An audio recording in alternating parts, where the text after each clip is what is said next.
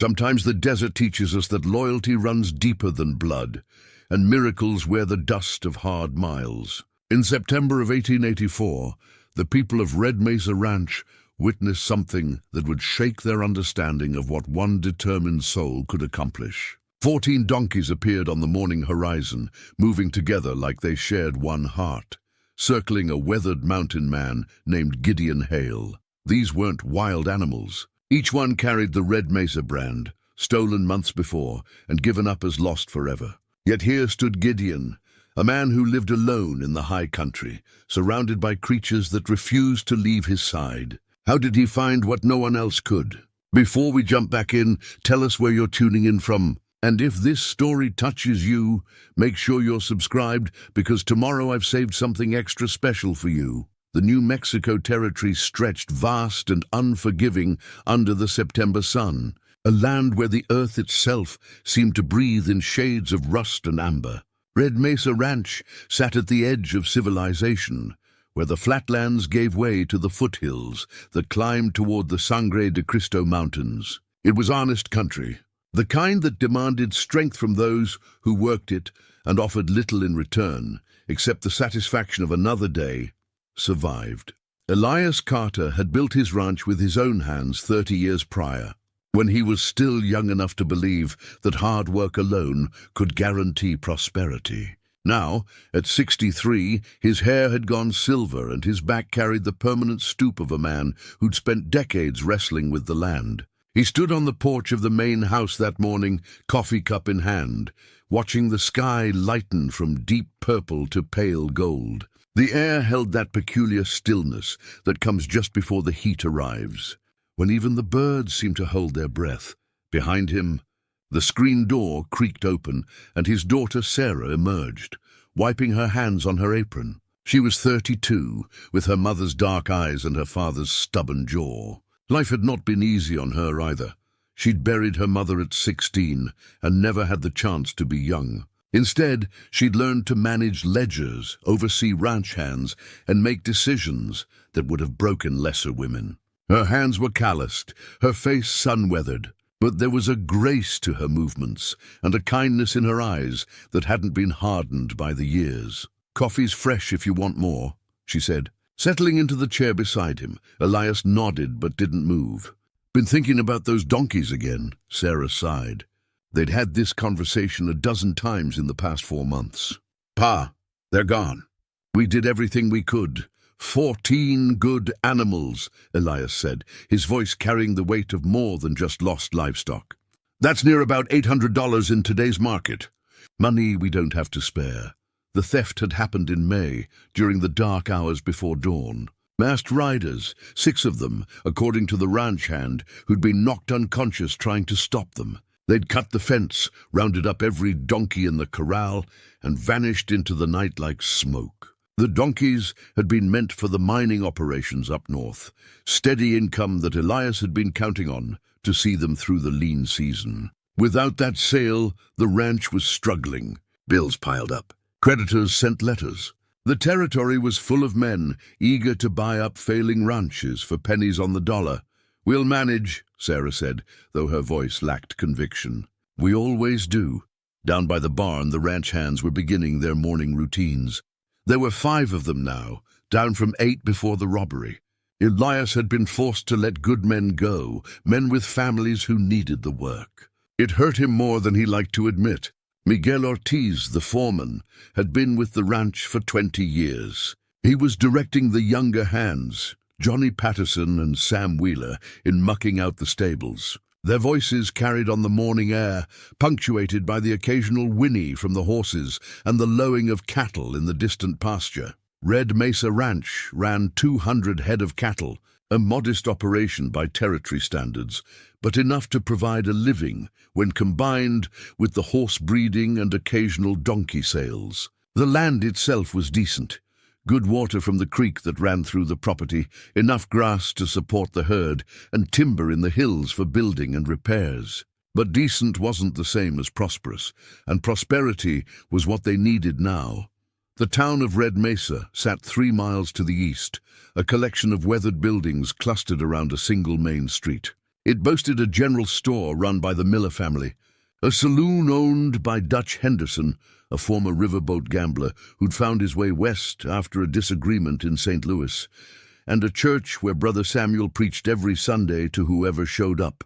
There was a smithy, a boarding house, and the sheriff's office, where Frank Morton kept what peace could be kept in a territory where law was often a matter of interpretation. It was a community like dozens of others scattered across the frontier, bound together by necessity and the shared understanding that survival required cooperation. When the Johnsons lost their barn to fire the previous winter, every able-bodied person in the area had shown up to help rebuild. When young Emma Patterson took ill with pneumonia, Sarah had sat by her bedside for 3 days straight, spooning broth and cooling her fever until the crisis passed.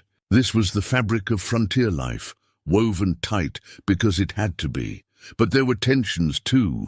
Marcus Webb owned the largest spread in the region, the Cross W Ranch, and he'd been expanding aggressively over the past 5 years. He was a man in his late 40s, handsome in a hard sort of way, with money that nobody quite knew the source of, and ambitions that made smaller ranchers nervous. He smiled easily and spoke with practiced charm, but his eyes were always calculating.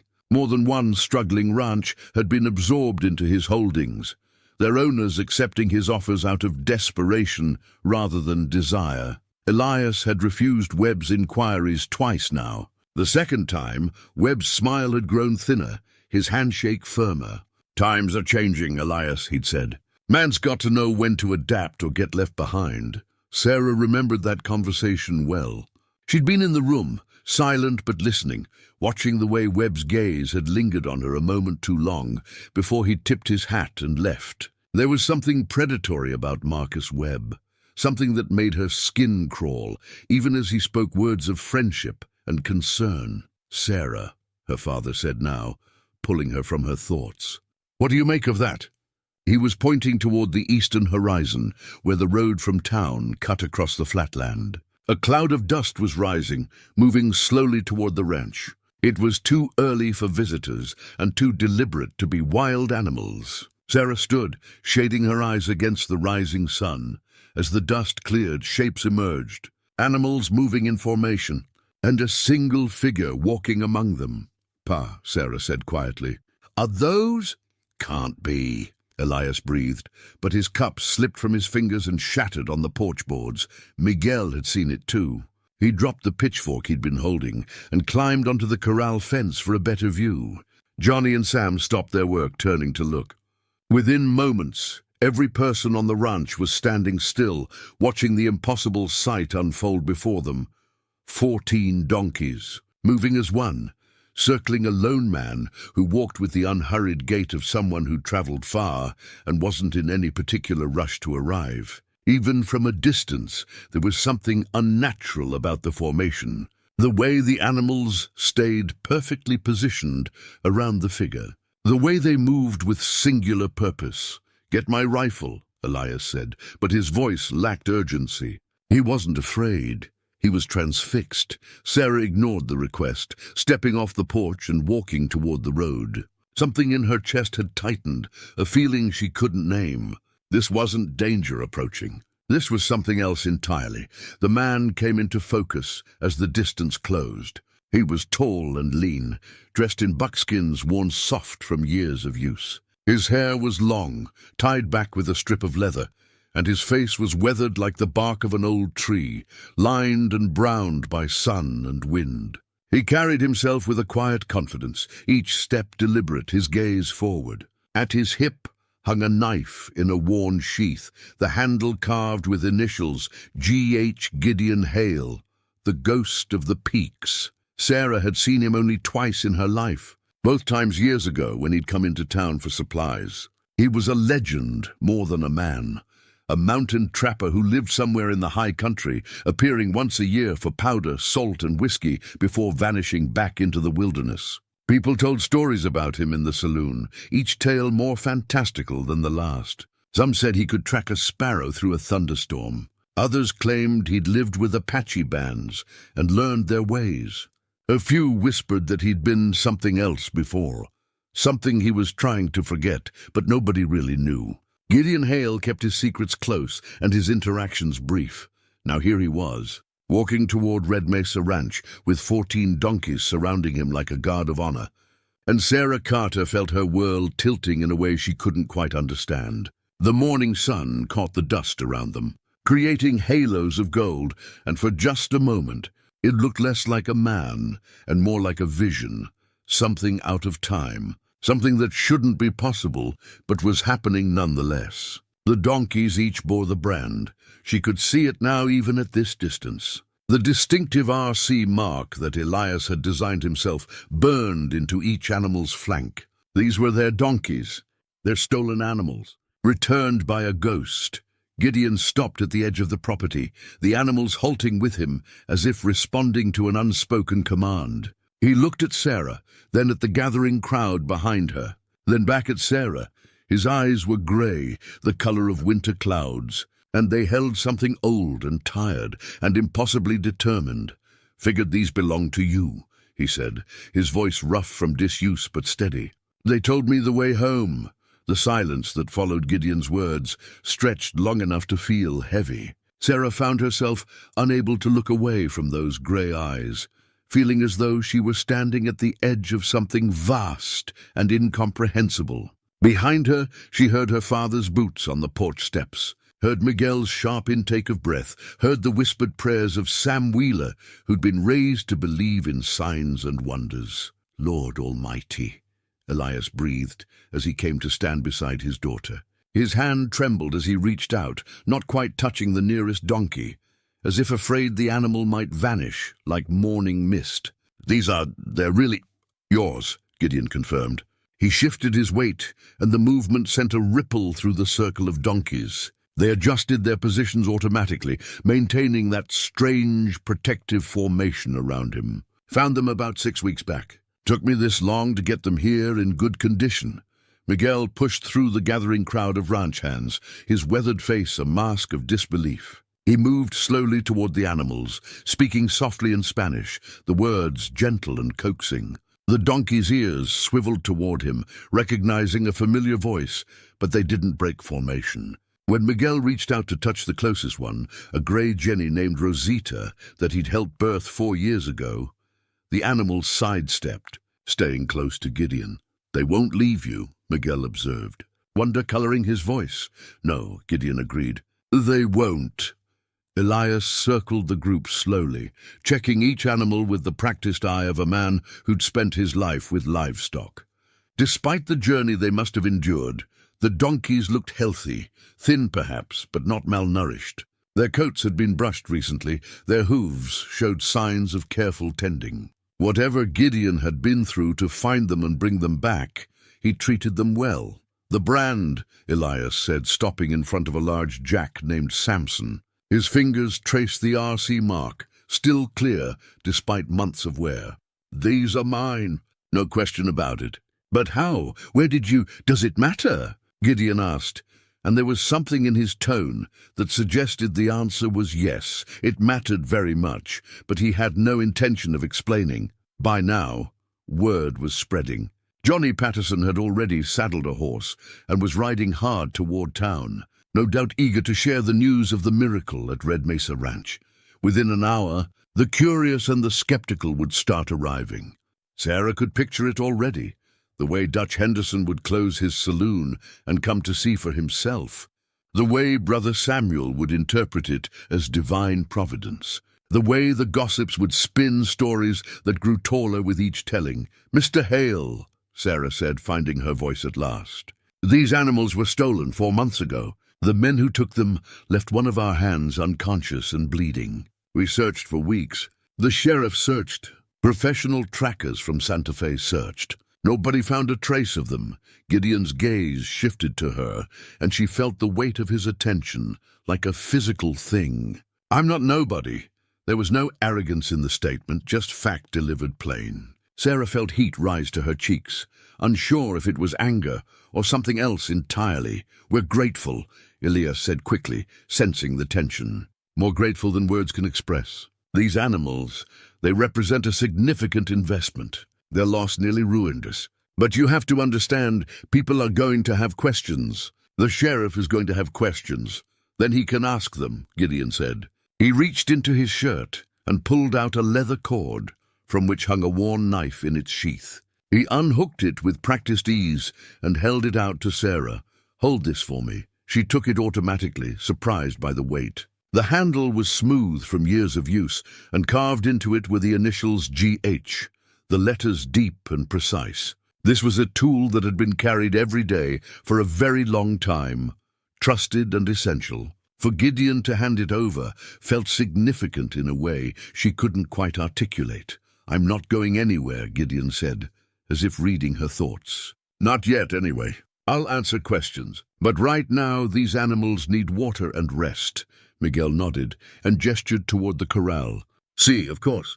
We have—" But when he tried to lead Rosita away, the Jenny balked, braying nervously and trying to circle back to Gideon. The other donkeys grew agitated, their ears flattening, their bodies tense. "They need you to come with them," Sarah said, understanding dawning. Gideon sighed, a sound that carried bone-deep weariness. "Seems that way." They moved as a group toward the corral, the strange procession drawing every eye. The donkeys stayed close to Gideon, their hooves raising small clouds of dust, their breathing creating a rhythm like distant drums. When they reached the water troughs, they drank deeply but didn't stray from his side. It was as if an invisible tether bound them to the mountain man, something forged through shared hardship that transcended normal animal behavior. Johnny returned from town with Sheriff Frank Morton riding beside him, along with a dozen townspeople who dropped everything to witness the spectacle. Morton was a solid man in his 50s, with iron-gray hair and the careful demeanor of someone who'd learned that jumping to conclusions usually ended badly. He dismounted slowly, taking in the scene with sharp eyes that missed nothing. "Gideon Hale," he said, and there was history in the way he spoke the name. "Been a long time." "Frank," Gideon acknowledged. "These the Carter donkeys?" "They are. Want to tell me where you found them?" Gideon was silent for a long moment, his hand resting on Samson's neck. The big Jack leaned into the touch, eyes half closed. "Canyon country." 3 days north into the high desert. They were penned in a box canyon, near dead from thirst. No sign of whoever put them there, just abandoned. Morton's skepticism was evident, that's what I said. "And you just happened to be passing through this particular canyon." "I passed through a lot of country." The sheriff's jaw tightened. "Gideon, you're asking me to believe that professional thieves stole 14 valuable animals, transported them 3 days into some of the harshest territory in New Mexico, penned them in a canyon, and then just left them to die? No tracks leading away, no indication of where they went." "I'm not asking you to believe anything," Gideon replied, his voice still calm. "I'm telling you what I found." Dutch Henderson had pushed to the front of the crowd, his saloon keeper's instinct for drama fully engaged. "Maybe he's one of them," he called out. "Maybe this is how they planned it. Steal the animals, hide them, then have one man play hero and collect a reward." Murmurs rippled through the gathered townspeople. Sarah saw the calculation in their eyes, the way suspicion was beginning to take root. It was the frontier way. Trust was earned slowly and lost quickly, and a man who lived outside society was always viewed with a mix of respect and wariness. "There's no reward posted," Elias said firmly, "and these animals are clearly well cared for. If Mr. Hale meant us harm, he wouldn't have brought them back at all. Unless there's something else he's after." Marcus Webb's voice cut through the crowd. He emerged from the gathered onlookers, impeccably dressed as always, his expression one of concerned neighborliness that didn't quite reach his eyes. "Forgive me, Elias, but we have to consider all possibilities. A man appears from nowhere with stolen property, refuses to explain how he acquired it, and expects us to simply accept his word." "I don't expect anything," Gideon said, and now there was an edge to his voice, the first crack in his calm demeanor. "I found animals suffering and I helped them. That's all, is it?" Webb stepped closer, his hand resting casually on the pistol at his hip. Not a threat exactly, but a reminder. "Because it seems to me that a man who can track what professional hunters couldn't, who can survive in Apache territory without being seen, who can tame wild animals to follow him like trained dogs. That's a man with uncommon skills. Skills that might be useful in all sorts of endeavors, legal and otherwise. The implication hung in the air, ugly and pointed. Sarah felt her anger rising, hot and defensive in a way that surprised her.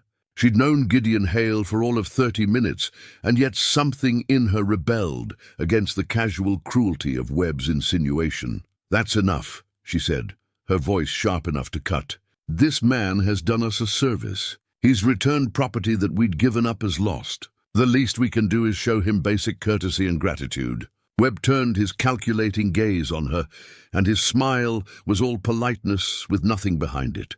"Of course, Miss Carter. I meant no offense. I'm simply concerned for the safety of our community."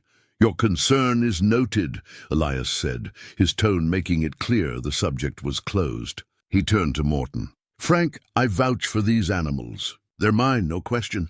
As for Mr. Hale's story, it may be sparse on details, but I see no evidence of wrongdoing. Do you intend to arrest him?" The sheriff studied Gideon for a long moment, weighing options. Finally, he shook his head. "No evidence of a crime, but I'll need you to stay in the area, Gideon. At least until we can investigate further."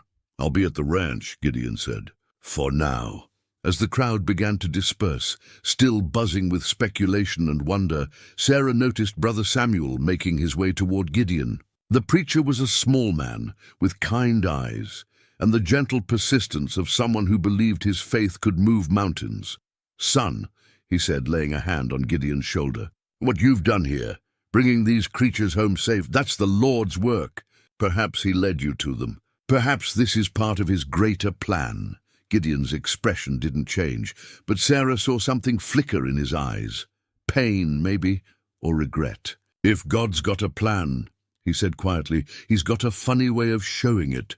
Brother Samuel didn't take offense. He simply nodded, squeezed Gideon's shoulder once more, and walked away, leaving the mountain man standing alone in the center of a circle of donkeys who refused to leave his side. The sun climbed higher, burning away the morning coolness. The extraordinary was becoming ordinary, as it always did on the frontier, where survival required accepting the impossible as merely improbable. But Sarah couldn't shake the feeling that something fundamental had shifted, that Gideon Hale's arrival with 14 loyal donkeys was the beginning of something rather than the end. She looked down at the knife still in her hand, felt the weight of it, the trust implied in its temporary keeping. When she looked up, she found Gideon watching her with those grey eyes that seemed to see too much. "Thank you," she said. Not sure if she meant for returning the donkeys or for something else entirely. Gideon nodded once, then turned his attention back to the animals that had adopted him as their own. And in that moment, Sarah realized that the real mystery wasn't how he'd found them. It was why they'd chosen him. Morning came with the smell of rain on the wind, though the sky remained stubbornly clear. Gideon woke to find Samson standing guard over him, the big jack's ears swiveling to track sounds in the pre-dawn darkness. The other donkeys were restless too, pacing their corral with an agitation that set Gideon's instincts on edge. He'd learned long ago to trust animal behavior. They sensed things humans missed, changes in air pressure, vibrations in the earth, the approach of predators both four-legged and two. Whatever had the donkeys unsettled wasn't good. He was checking the perimeter when Miguel found him, the older man moving with the quiet competence of someone who'd worked ranches his entire life. "You feel it too?" Miguel asked in Spanish. "Something's wrong," Gideon replied in the same language, appreciating the foreman's directness. "Has been since yesterday. See, the cattle are nervous. The horses too." Miguel squinted toward the eastern horizon, where the sun was just beginning to paint the sky pale gold. "In my grandmother's village, we would say the land is trying to warn us. Your grandmother was a wise woman." They stood in companionable silence for a moment, before Miguel spoke again. "Miss Sarah, she spoke with you last night, alone." It wasn't quite a question, but Gideon heard the protective note in it. "She brought me dinner. We talked. That's all? That's all," Miguel repeated, his tone suggesting he didn't quite believe it but was willing to accept the answer. She's a good woman, strong like her mother, but she's been alone too long, carrying too much. It makes a person, how do you say, vulnerable to kindness. I'm not. Gideon started, then stopped. What was he trying to deny? That he felt drawn to Sarah Carter? That their conversation had stirred something in him he'd thought long dead? I'm leaving soon. Back to the mountains. Whatever you're worried about, it won't have time to become a problem. Miguel's expression suggested he doubted that very much, but he simply shrugged. The heart keeps its own schedule, amigo. Not always convenient, but always true. He gestured toward the main house. Senor Carter wants to speak with you. In his office. Elias's office was a small room off the main house, its walls lined with ledgers and maps, its desk covered with the administrative burden of running a ranch. The older man looked tired, Sarah's practical concern for details evident in the neat stacks of paper, the carefully maintained records. But there were also darker signs, past due notices, letters from creditors, the math that didn't quite add up no matter how many times you worked it. Sit, Elias said, gesturing to a chair. Coffee? Thank you. Elias poured 2 cups from a pot that had been sitting too long on the stove, producing something more suited to stripping paint than drinking. But both men drank without complaint, recognizing the ritual for what it was, a prelude to difficult conversation. I want to show you something, Elias said, pulling out a broken spur from his desk drawer.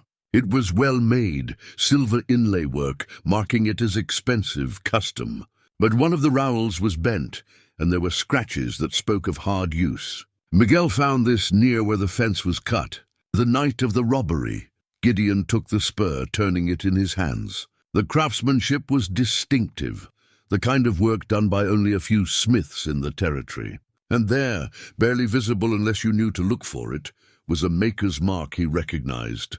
Martinez, out of Santa Fe, Gideon said. He only makes them for wealthy clients. Custom orders, that's what I thought. So I did some asking around. Turns out Marcus Webb ordered 3 pairs of these spurs about 6 months ago. 1 pair for himself, 2 as gifts for his top hands. The implication hung heavy in the air. Gideon set the spur down carefully. This doesn't prove Webb was involved in the robbery. No, but it's suggestive as hell. Elias leaned back, his chair creaking. Webb's been circling my ranch like a vulture for 2 years.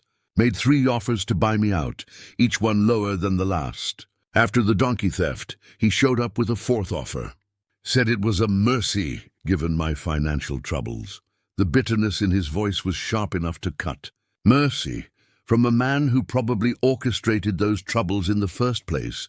You have proof. Just this spur and a gut feeling. Not enough for the sheriff, not enough for the territorial courts. Men like Webb, they're smart. They keep their hands clean while others do the dirty work. Gideon thought about Webb's performance yesterday, the calculated concern, the careful insinuations. It had all been theater, a way to control the narrative, to make himself seem like the reasonable party while casting doubt on Gideon. Classic misdirection. Why are you telling me this? Gideon asked. Elias met his eyes directly. Because you found those donkeys when nobody else could. Because you tracked men who were careful enough not to leave tracks for professional hunters. Because you're clearly more than just a mountain trapper, no matter what story you tell. He paused. And because I think you're a man who recognizes injustice when he sees it. I'm not a lawman anymore.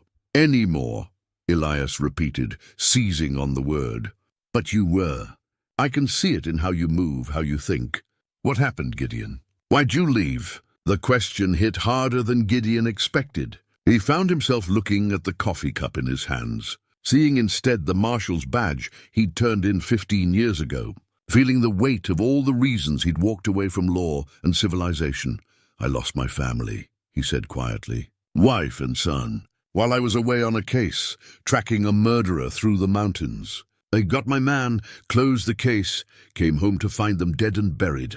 And I realized that all my skill, all my training, all my dedication to justice, none of it protected the people who mattered most. So I turned in my badge and never looked back.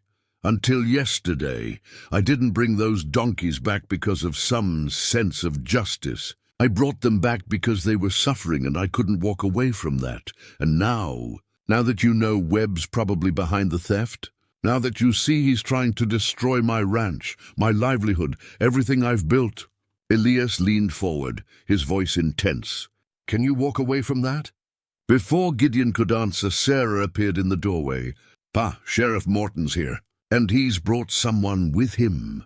They emerged to find Morton on the porch, with a man Gideon didn't recognize, tall, thin, with the pinched look of a banker or lawyer. He carried a leather satchel and wore clothes that had never seen a day's hard work. "Elias," Morton said, his discomfort obvious. "This is Walter Griggs, territorial land agent. He's got some questions about your property boundaries."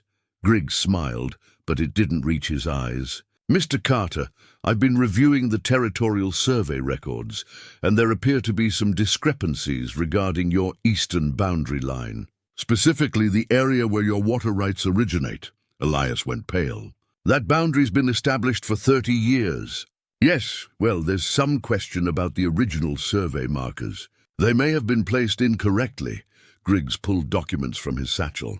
"I have orders to conduct a new survey. If it turns out your eastern acreage is actually outside your legal boundary, well, that land would revert to territorial control and be available for claim." "This is ridiculous," Sarah said, her voice sharp with anger. "Those markers have never been questioned before. Times change, Miss Carter. The territory is becoming more civilized. We need to ensure all property lines are legally sound." Griggs's smile widened. "I'm sure it's just a formality." "Nothing to worry about." But Gideon recognized the play for what it was. The water rights Griggs mentioned. That was the lifeblood of the ranch. Without access to the creek, the property would be worthless, unable to sustain cattle or crops. And if the survey discovered that the creek was actually on disputed land, who ordered this survey? Gideon asked, his voice cutting through the tension. Griggs turned to him, his expression cooling. "I don't believe we've been introduced." "Answer the question. The request came through proper territorial channels. The petitioner wishes to remain anonymous, as is their right." "Let me guess," Elias said bitterly. "Someone with a vested interest in seeing my ranch fail. Someone who'd benefit from my land being declared disputed."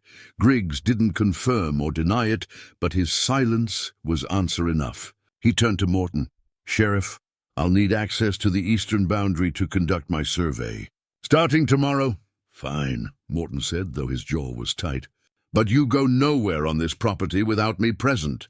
"Understood." After Griggs and the sheriff left, the three of them stood in heavy silence. Sarah's hands were clenched into fists, her face flushed with anger. Elias looked older than he had just minutes before, as if the weight of the threat had physically aged him. "They're not even pretending anymore," Sarah said. "This is Webb, it has to be." "Probably," Elias agreed. "But we can't prove it. And even if we could, what good would it do? He's got lawyers, money, connections to the territorial governor. We've got a broken spur and suspicions." Gideon moved to the porch railing, looking out at the land, the rolling pastures, the distant mountains, the creek that sparkled in the morning sun. He thought about the life Elias and Sarah had built here, the honest work they'd put into every acre. And he thought about men like Webb, who took rather than built, who destroyed for profit and called it business. He'd walked away from this fight 15 years ago, told himself that justice was a losing game, that caring about right and wrong only led to pain. But standing here, seeing the fear and anger on Sarah's face, feeling the weight of Elias's desperation, he realized he'd been lying to himself. You couldn't outrun justice any more than you could outrun grief. Both followed you into the mountains and waited for you to come back down. "I need to see where you found those donkeys," Elias said suddenly. "The exact location. There might be something there, some evidence that connects Webb to the theft." "It's 3 days hard riding through dangerous country," Gideon warned. "Then we leave at first light." "Pa, you're back," Sarah started. "My back's been hurting for 20 years. "I can stand 3 more days." Elias's voice was firm, final. "This is my ranch, my fight. I won't sit here and watch it be stolen without even trying to stop it." Gideon looked at the older man, at the determination in his eyes, the set of his jaw, and recognized something he'd once seen in a mirror. A man pushed to his limit, ready to fight even when the odds were impossible. "All right," Gideon said. "We leave at dawn. But we do it my way, and you follow my lead. That country will kill you if you're not careful." "Agreed," Sarah stepped forward. "I'm coming too." "Absolutely not," Elias and Gideon said in unison. "It's not safe," Gideon added. Sarah's eyes flashed. "Neither is staying here while men like Webb circle closer. Neither is watching my father ride off into danger without anyone to watch his back. Neither is living the rest of my life wondering if I could have made a difference, but was too afraid to try." She crossed her arms. "I can ride, I can shoot, and I can handle myself in the wilderness. You need me, whether you want to admit it or not." Gideon wanted to argue, wanted to find some way to convince her to stay safe at the ranch. But looking at her, at the fire in her eyes, the determined set of her shoulders, he realized it would be pointless. Sarah Carter was coming, and nothing short of tying her up would stop her. "Fine," he said, "but you follow orders. No arguments, no hesitation. Lives may depend on it." "Understood." As Sarah went to prepare supplies and Elias retreated to inform Miguel of their plans, Gideon stood alone on the porch, feeling the weight of responsibility settle over his shoulders like an old familiar coat. He'd tried to leave this life behind, tried to forget what it felt like to stand for something, to fight for people who couldn't fight for themselves, but the mountains hadn't taught him to hide. They'd taught him to survive. And maybe, just maybe, it was time to remember the difference. The preparations took most of the day. Gideon moved through the tasks with practiced efficiency, checking saddles, distributing supplies, ensuring weapons were clean and ammunition was plentiful. Sarah watched him work, noting the care he took with every detail, the way he tested each piece of equipment as if their lives might depend on it, which she supposed they might. Miguel pulled her aside as she was packing bedrolls. "Are you certain about this, mija? The country Gideon describes, it's not for the faint of heart." "I'm not faint of heart," Sarah replied, though her hands trembled slightly as she tied off the canvas bundle. "No, but you are—" Miguel hesitated, choosing his words carefully. "You are important to many people." "To your father." "To this ranch. If something were to happen to you out there, then something happens. But I won't let Pa face this alone. And I won't sit here safe while the men I care about risk their lives for our home." She met Miguel's eyes directly. "Would you? If it were your family, your land?" Miguel sighed, acknowledging defeat. "No, I would do exactly as you're doing. Which is why I'm sending Juan with you. Extra eyes, extra gun. He knows the country somewhat, and he's steady in a crisis." Juan Delgado was the youngest of the ranch hands, barely 22, but he'd grown up on the frontier and knew how to handle himself. When Miguel told him about the journey, he'd accepted without hesitation, his dark eyes serious with understanding of what he was being asked to do. By late afternoon, they were as ready as they could be. 4 horses, 4 riders, enough supplies for a week, though they hoped to be back in 5 days. Gideon had insisted on traveling light and fast, reasoning that speed would be their best defense against whatever dangers the territory held. Sarah was checking her rifle when she heard footsteps behind her. She turned to find Brother Samuel approaching, his weathered Bible clutched in his hands. "I heard about your journey," he said. "Came to offer a blessing if you'll have it." Sarah wasn't particularly religious. Her mother's death had complicated her relationship with God, but she appreciated the gesture. "Thank you, Brother Samuel. I think we can use all the help we can get." The preacher placed a gentle hand on her shoulder. "The Lord protects those who walk in righteous purpose, child. What you're doing, standing up to those who would steal and destroy, that's the work of the faithful. Don't doubt it. I'm not sure righteousness has much to do with it," Sarah admitted. "I'm just trying to save my home, and that's righteous enough," Brother Samuel smiled. "But be careful out there.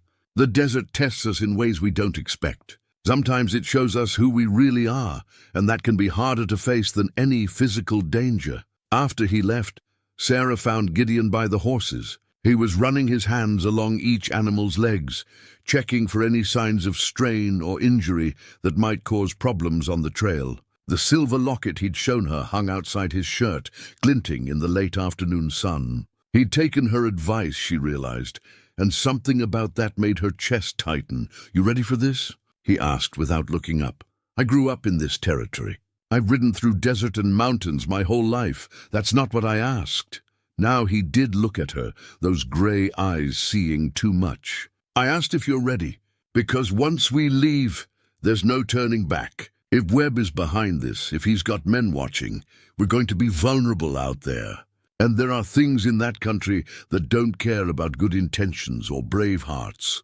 Sarah thought about all the reasons she should stay, the ranch that needed her, the safety of familiar walls, the comfortable lie that someone else could fix this. Then she thought about her father's face this morning, the way defeat had started to settle into his features. She thought about the years of work they'd put into this land, the dreams buried here alongside her mother. "I'm ready," she said firmly. "Are you?"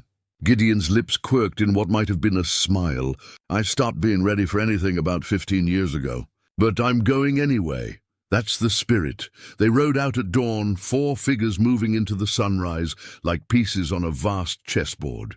The morning was cool, the air carrying that crystalline quality it only held in high desert country. Behind them, Miguel and the remaining hands stood watching until the riders disappeared into the landscape's folds and shadows. The first day passed without incident. Gideon led them northeast, away from the established trails, following paths only someone with extensive knowledge of the territory would know. They crossed dry washes and skirted around patches of alkali flat that could trap a horse, riding in silence, broken only by the creak of leather and the sound of hooves on stone. Elias rode with the stiffness of a man whose body was protesting every movement, but he didn't complain. Juan kept watch on their back trail, his hand never far from the rifle across his saddle. And Sarah found herself studying Gideon, watching the way he read the land, noting things she couldn't see, interpreting signs written in dust and displaced stones. They made camp that evening in a small canyon, sheltered from the wind and hidden from casual observation. Gideon had chosen the spot with care, Sarah noticed. Good sight lines, multiple escape routes, a defensive position if it came to that. He was thinking like a lawman again, or maybe like a soldier, planning for trouble even while hoping it wouldn't come. After a cold dinner, Gideon forbade fire. Not wanting to advertise their position, Sarah found herself sitting near him as the others settled in for sleep. The stars overhead were brilliant in the way they only were far from civilization. So numerous, they seemed to blend together into rivers of light. "You miss it," Sarah said quietly. "The law work. Being part of something larger than yourself." Gideon didn't answer immediately. When he did, his voice was thoughtful rather than defensive. "I miss the clarity of it. The way the world seemed simpler, right and wrong, justice and crime. But that clarity was an illusion. The real world is messier. Good people do bad things for understandable reasons. Bad people hide behind law and respectability. And sometimes, no matter how hard you try, justice is just another word for failure arriving too late. That's a bleak view. It's an honest one." He glanced at her. "Why do you care what I miss or don't miss?" Sarah considered the question, surprised to find she didn't have a simple answer. "Because I think you're lying to yourself. You say you chose the mountains, but I think the mountains chose you. Gave you a place to hide when the world became too painful to face. And now you're back in that world, whether you wanted to be or not, and part of you, maybe a small part, but still, part of you is relieved. You think you have me figured out. I think we're not so different, you and I. Both of us hiding in our own ways. Both of us carrying grief that shapes everything we do. The difference is I'm ready to stop hiding. Question is, are you?" Gideon turned his full attention to her then, and Sarah felt the intensity of his focus like a physical weight. For a long moment they simply looked at each other, two people shaped by loss, trying to decide if they were brave enough to hope for something more than survival. "Your father's right to be concerned about you," Gideon said finally. "Why's that?" Because you're the kind of woman who makes a man want to be better than he is. And that's dangerous for everyone involved. Before Sarah could respond, Juan's low whistle cut through the night, a warning signal. Instantly, Gideon was moving, his rifle in hand. All traces of their conversation vanished. Sarah grabbed her own weapon and pressed herself against the canyon wall, every sense suddenly alert. A sound drifted to them on the night air, horses, multiple animals, moving with purpose. They were being followed. Gideon appeared beside her, his voice barely a whisper. 2 riders, maybe 3. They're not trying to hide their approach, which means either they're confident or stupid, or they want us to know they're there, Sarah suggested. That's what worries me. The riders came into view, or rather, their silhouettes did, backlit by moonlight. They stopped just outside rifle range, clearly visible, but not close enough for confrontation. One of them raised an arm in what might have been a wave or a salute. Then they turned and rode back the way they'd come, disappearing into the darkness. Message sent, Elias said grimly. They know where we are and where we're going. Webb's men? Sarah asked. Gideon nodded slowly. Most likely. Keeping tabs on us, making sure we know we're being watched. It's an intimidation tactic. Meant to make us nervous, maybe convince us to turn back. Is it working? Juan asked. Hell no, Elias said. If anything, it tells me we're on the right track. They wouldn't bother following us if there wasn't something out here they don't want us to find. Sarah felt a mixture of fear and vindication. Fear because the threat was real and closing in. Vindication because her father was right. Webb was behind this. And now they had confirmation of sorts. But as she lay down to sleep that night, her rifle within arm's reach, Sarah couldn't shake the feeling that they were walking deeper into a trap with every mile they traveled. And the worst part was, they couldn't turn back now, even if they wanted to. Whatever waited for them in that canyon where Gideon had found the donkeys, whatever truth lay hidden in the desert, they were committed to finding it, no matter the cost. The second day's ride was harder. The terrain grew rougher, the sun more merciless, and the sense of being watched never left them. Twice, Gideon called for stops to check their back trail, finding nothing but feeling everything. The land itself seemed to hold its breath, waiting. They reached the canyon on the afternoon of the 3rd day. It was exactly as Gideon had described, a box canyon carved into rust-colored stone, its walls steep and unforgiving, its floor scattered with rocks and dried brush. A thin stream trickled through one side, barely enough to call water, but sufficient to keep the donkeys alive during their imprisonment. The makeshift corral was still there, crude but effective, poles jammed between rocks, rope weathered but intact. Gideon dismounted and moved through the space slowly, reading signs that Sarah couldn't see. They were here for at least 2 weeks, he said, kneeling beside a particular patch of disturbed earth. The donkeys, I mean. You can tell by the manure accumulation, the way they wore paths to the water. Whoever left them here checked on them at least once, maybe twice. Brought feed, kept them from dying too quickly. Why not just shoot them? Juan asked, the practical question of someone raised on the frontier.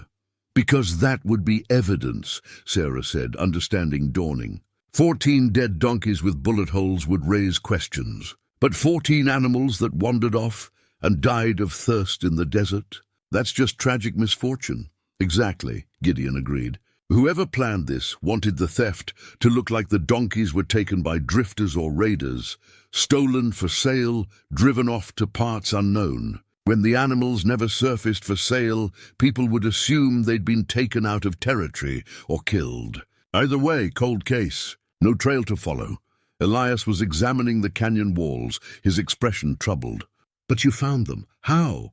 Gideon straightened, wiping dust from his hands. Luck mostly. I was tracking elk in the high country when I noticed ravens circling this area. Ravens mean death or dying. Came to investigate, found the donkeys.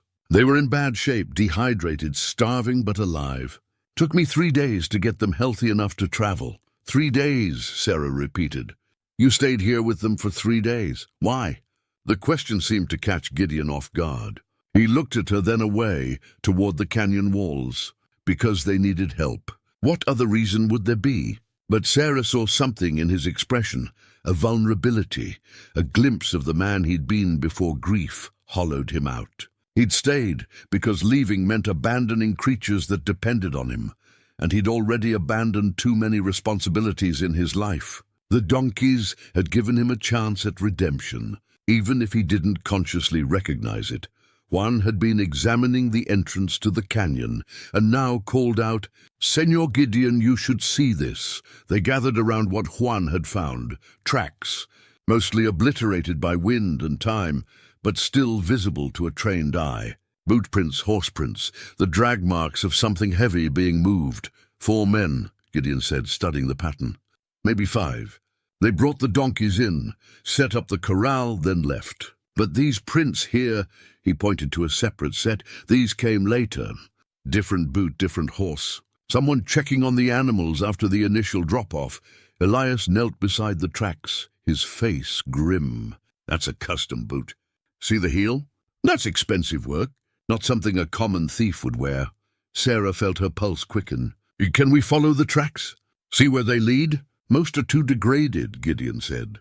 But this set, the checker, not the original thieves, they lead back south. Generally toward Red Mesa, he paused, his jaw tightening. Toward Webb's land. They spent the next hour searching the canyon for additional evidence. Sarah found remnants of feed bags, cheap burlap that told them nothing useful. One discovered a campfire site, cold for weeks, but showing signs of multiple uses. And Elias, dear God, Elias breathed. Sarah turned to see her father standing near the far wall of the canyon, his face pale. In his hands, he held something that glinted in the afternoon sun. A brass compass, expensive and engraved. She rushed over, her heart hammering. Elias turned the compass so she could see the engraving on its case. M.W. Marcus Webb. The silence that followed was profound. Sarah found herself staring at the compass, her mind racing through implications. This was it. This was the evidence they needed. Direct connection between Webb and the canyon where the donkeys had been held. He was here, Sarah said, her voice shaking with anger. He came here to check on the donkeys, to make sure they were dying on schedule. Wait, Gideon said sharply. This is too convenient. What do you mean? Elias demanded. This proves Webb was involved. It proves someone with Webb's compass was here. That's not the same thing. Gideon took the compass, examining it with a skeptical eye. This is in too good condition. Brass tarnishes in the elements. This should show more weathering after weeks in an open canyon. Maybe it was protected, Sarah argued. Under a rock in someone's pocket. Where exactly did you find it? Elias pointed to a spot near the base of the canyon wall, partially buried in sand. There. It was just lying there like someone dropped it. Gideon's expression darkened. Or like someone placed it there recently. The implications settled over them like a weight. Sarah felt her certainty wavering. You think this is a plant? Someone wants us to find evidence against Webb? I think someone knew we'd come here, knew we'd search, and left us exactly what we expected to find. Gideon turned the compass over in his hands. The question is why? If Webb's guilty, why leave evidence? And if he's not, then someone's setting him up, Juan finished. Sarah's head was spinning. Nothing made sense anymore. If Webb was being framed, who was doing it and why? But if Webb was guilty, why would he be stupid enough to leave such damning evidence? There's another possibility, Elias said slowly. Webb's guilty, but someone on his crew is getting nervous. Maybe they want insurance, something to leverage if things go wrong. They plant the compass, knowing eventually someone will find it. That way, if Webb tries to throw them under the wagon, they can say he was personally involved. Gideon nodded thoughtfully. That's plausible. Honor among thieves only goes so far when jail time enters the equation. A sound from the canyon entrance froze them all, the unmistakable click of a rifle being cocked. Vera's hand went to her weapon, but a voice stopped her cold. I wouldn't do that, Miss Carter. Not unless you want your father's blood decorating these pretty rocks. 6 men emerged from positions Sarah hadn't even noticed, behind rocks, above on the canyon rim, places they must have occupied for hours waiting. Professional placement, military discipline. These weren't common ranch hands. The speaker was a tall man with a pockmarked face and cold eyes. He held a Winchester rifle pointed casually at Elias's chest. His companions had similar weapons aimed at each member of their party. "Gideon Hale," the man said, his voice carrying an odd note of respect. "Heard you were dead." "I got better," Gideon replied, his hands held carefully away from his weapons. "You going to tell me who's paying you, Morrison, or do we dance around it for a while?" So Gideon knew him. Sarah filed that information away, her mind racing. The man, Morrison, smiled without humor. "You know how it is. Client confidentiality and all that," he gestured with his rifle. "Now you've found what you were meant to find. Compass, evidence, all very convenient. Time to head back and do what you're supposed to do." "Which is?" Sarah asked, her voice steadier than she felt. "Why, accuse Marcus Webb, of course. Take that compass to the sheriff. Make your case. Probably won't be enough to arrest him, but it'll be enough to ruin his reputation, tie him up in investigations for months." Morrison's smile widened. "That's what you wanted, isn't it? Justice? Who hired you?" Gideon demanded. "Now, where would be the fun in telling you that?" Morrison gestured again, more sharply. "You've got your evidence. You'll ride back to Red Mesa, show it around, and let nature take its course. Simple. And if we don't?" Elias asked. Morrison's expression went flat. "Then your daughter dies first, while you watch. Then you. Then the young man." Gideon laughed, "Because I'm curious to see if the legendary ghost of the peaks dies as well as he lived." He let that sink in. "But it won't come to that, will it? Because you're reasonable people who understand when they're being given a gift." Sarah felt rage burning in her chest, hot and clean. They were being used.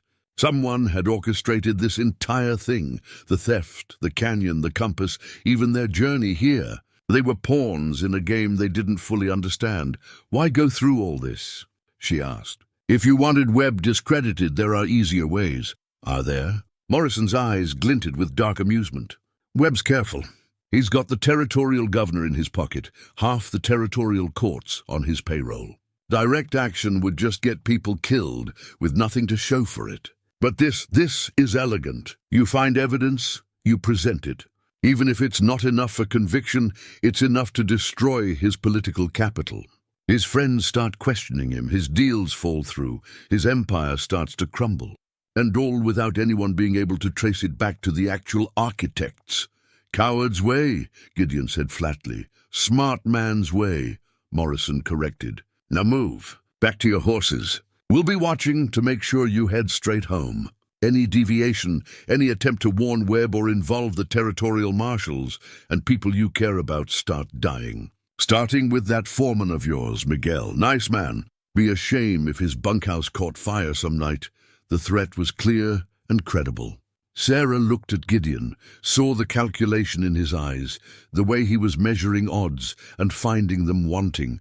They were outgunned, outmaneuvered, and out of options. They mounted their horses in silence, the compass burning like an accusation in Elias's pocket. As they rode out of the canyon, Sarah looked back once to see Morrison and his men already disappearing back into the rocks, ghosts themselves, leaving no trace they'd ever been there. "What do we do?"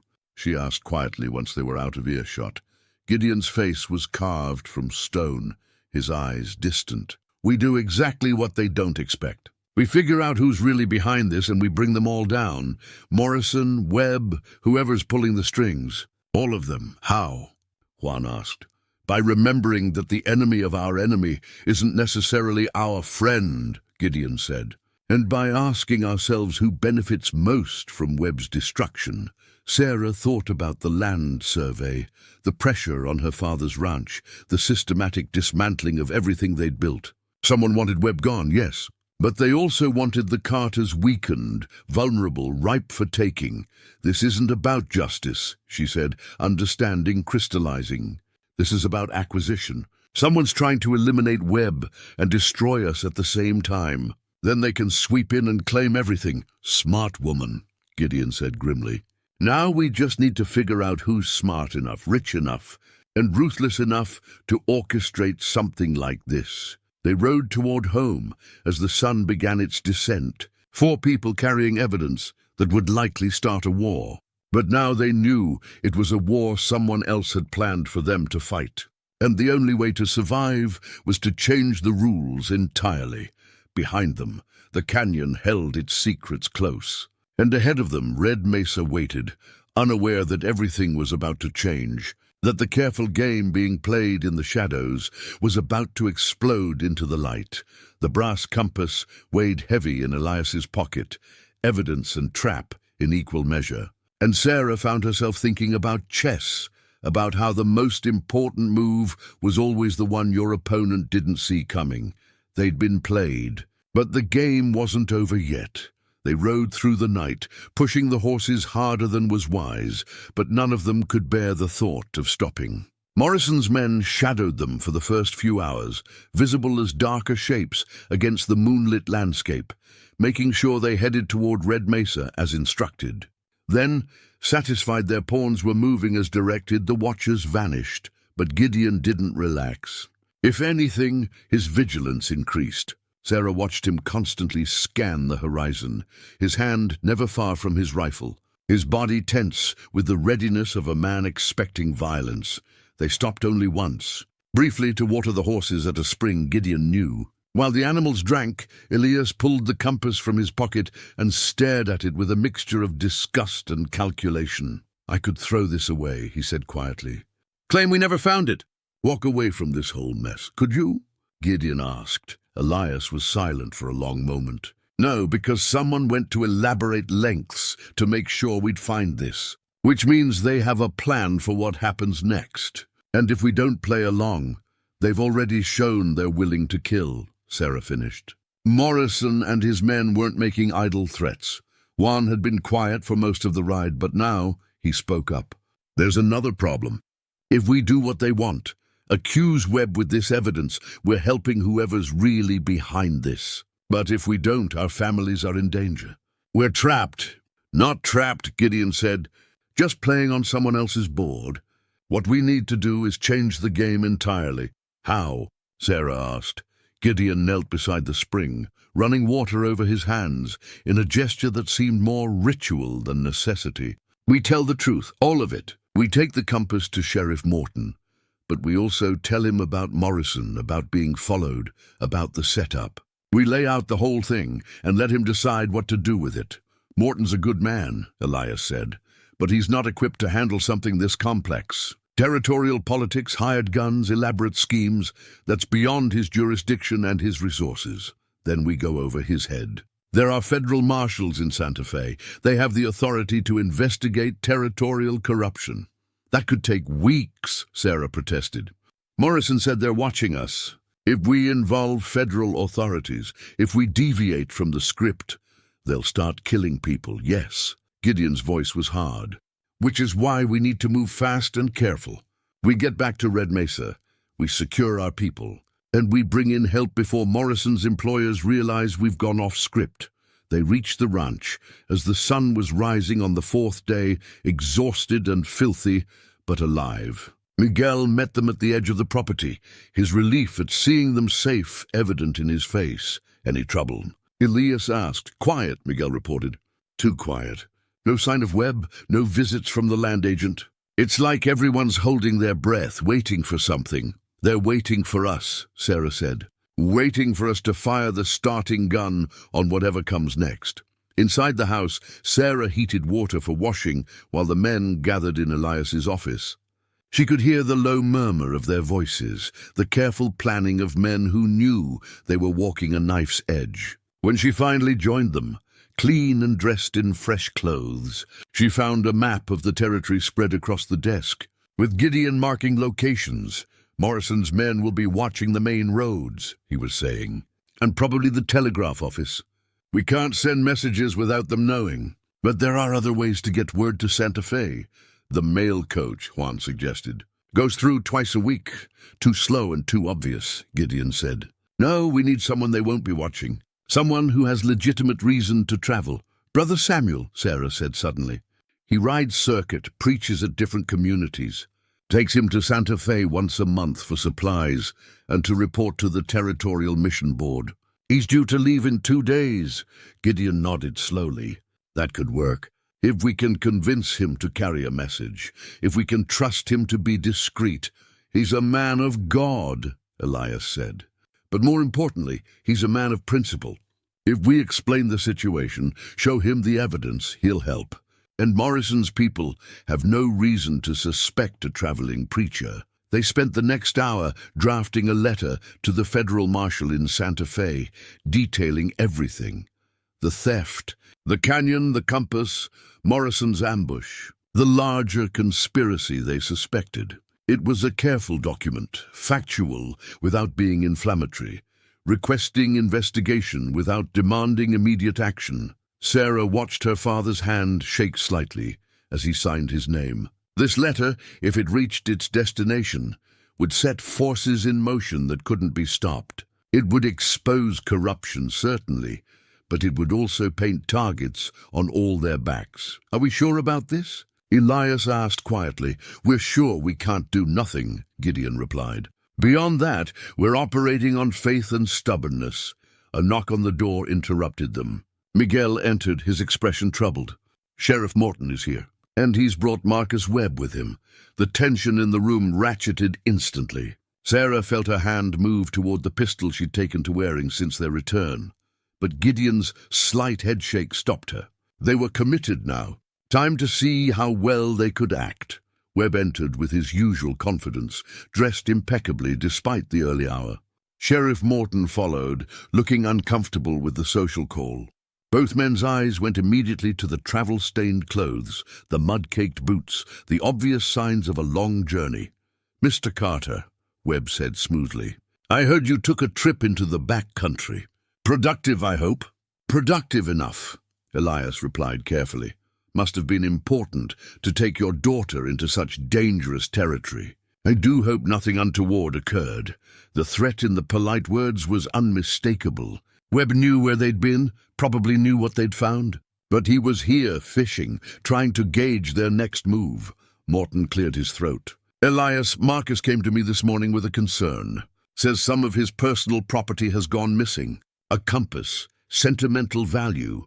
Last saw it about a week ago, now it's vanished from his office. Sarah's heart sank. Of course, Webb had reported the compass stolen before they could present it as evidence. Now anything they said would look like a clumsy attempt to frame him with his own reported property. Brilliant and ruthless, that's so. Elias said, his voice neutral. Yes, Webb said, his eyes never leaving Elias's face. I'm sure it's just misplaced, but one can't be too careful. Valuables have a way of turning up in unexpected places, used for unexpected purposes. I thought I should report it properly, just in case. Good thinking, Morton said, oblivious to the subtext. I'll keep an eye out for it. After they left, Sarah slammed her fist on the desk. He's 3 steps ahead of us. He knew we'd find the compass, knew we'd try to use it, and he's already neutralized it as evidence. Which means he's in contact with Morrison, Gideon said. Or Morrison's in contact with him. Either way, the conspiracy runs deeper than we thought. So what do we do? Juan asked. The compass is useless now. We've got nothing concrete to take to the marshal. Gideon pulled out a weathered piece of paper from his pocket, unfolding it carefully. Sarah recognized it as the old wanted poster Miguel had mentioned, the one showing Gideon's face from years ago, when he'd been Deputy U.S. Marshal Gideon Hale. We do have something, Gideon said quietly. We have me. What do you mean? Sarah asked. I left the Marshal Service 15 years ago, but I never officially resigned. Just stopped showing up, stopped wearing the badge, let everyone assume I was dead or quit. But technically, my commission is still valid. Dormant, but valid. He looked at each of them in turn. If I reactivate my commission, I have the authority to investigate territorial crimes, to deputize civilians, to act with federal backing. That's a hell of a risk, Elias said. You'd be painting a target on yourself. The target's already there. Morrison recognized me, which means his employers know who I am, what I was. They're counting on me staying hidden, staying out of it. Gideon's jaw set with determination. Time to stop hiding. Sarah felt something shift in her chest. This was the man Gideon had been before grief broke him. Decisive, purposeful, willing to stand in the gap between innocent people and those who would harm them. This was the man he could be again if he chose. How do we reactivate your commission? She asked. Telegraph to the Federal Marshal's office in Santa Fe. They verify my identity, confirm my commission is still valid, and authorize me to act. Takes about 24 hours if we're lucky. And if Morrison's people are watching the telegraph office, then we make sure they're watching the wrong thing. Gideon smiled, and there was something dangerous in it. We create a distraction. Over the next several hours, they planned with the careful precision of a military operation. Brother Samuel would carry the letter to Santa Fe as discussed, but that would be the decoy, something for Morrison's people to intercept if they were watching the preacher. Meanwhile, Juan would ride hard to the next town over, use their telegraph office to send Gideon's reactivation request. 2 messages, 2 routes, increasing their chances of at least one getting through. But they needed time, and time meant keeping Morrison's employers convinced they were still following the script, which meant they had to appear to be preparing to accuse Webb. I hate this, Sarah said, as they finalized the plan. Using the truth as a lie, pretending to do what they want, while actually working against them. Welcome to the world of law enforcement, Gideon said dryly. Half the job is figuring out which lies serve the greater truth. That evening, Sarah found Gideon alone in the barn, checking on the donkeys. The animals crowded around him as always, seeking his touch, his presence. Samson, the big jack who'd first led them to the hidden gold, rested his massive head against Gideon's chest in a gesture of pure trust. They love you, Sarah said softly. They remember I helped them when they needed it. That's not love. That's gratitude. Isn't that the same thing sometimes? Gideon looked at her over Samson's ears. What do you want, Sarah? The directness of the question caught her off guard. What did she want? To save her ranch, certainly. To see justice done, absolutely.